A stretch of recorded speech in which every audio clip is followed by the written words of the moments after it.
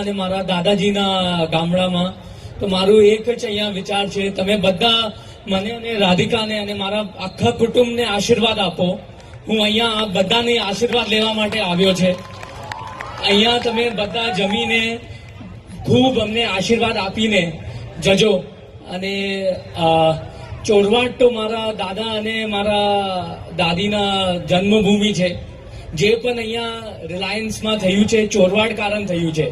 દાદાજી ચોરવાડના છે અને મારું અહીંયા મારું એક વિચાર આવ્યું કે એક ધીરુભાઈ ચોરવાડથી ઊભો થયો તો અહીંયા આ ગામથી 10 ધીરુભાઈ ઊભા થવું જોઈએ, આવું મારું વિચાર છે. અને એક આ ગામડાથી થઈ શકે અને એ જ મારું વિચાર છે કે અહીંયાના જે બાળકો છે એ ધીરુભાઈથી પ્રેરણા લે અને આગે વધે. અને અહીંયા આગલા 10 વર્ષમાં અહીંયા 10 ધીરુભાઈ ઊભા થવું જોઈએ. અને આ ગામડામાં આ શક્તિ છે, આ મને લાગે છે.